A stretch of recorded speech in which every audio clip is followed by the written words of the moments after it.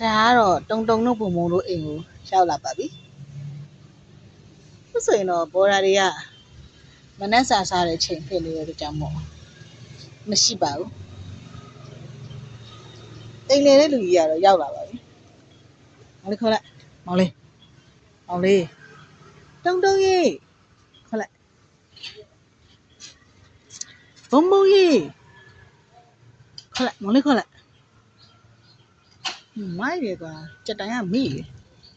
ခေါ်လိုက်မောင်လေးခေါ်လိုက်အဲ့ဘုံကမနှက်စာစားနေတယ်တုံတုံကြီးအေးဟုတ်တယ်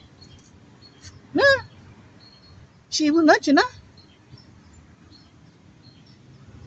အဲ့ဒါမှခဏနေတစ်ခေါက်ပြန်လာမလား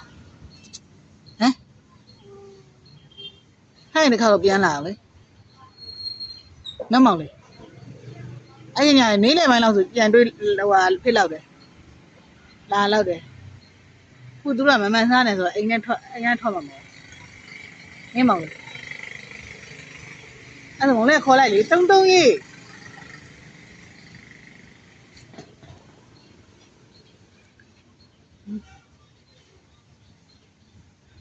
ဘာလဲနဲ့နေရှူရအဲ့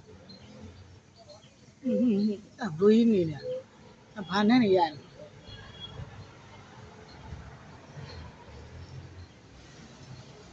ဘာနဲ့ရတယ်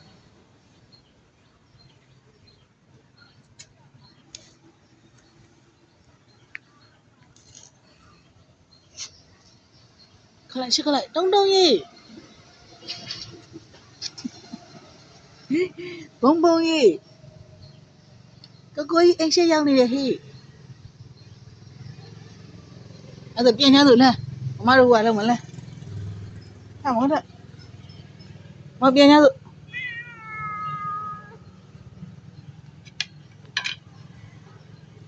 တော်ဘုံလုံးမှာမရှိတာဟိုအိမ်ထဲမှာနေမှာပေါ့ခဏညမှာလာကြည့်မယ်လေဘွားရလာကြောင်းလာပြီဘော်ဒါတွေကမနှက်စာစားတဲ့ချိန်ဆိုမရှိဘူးပြင်냐ဆိုလဲအဲ့ဆို9မိနစ်ပဲနော်ခုဆိုရင်ဒီကလာပါပြီ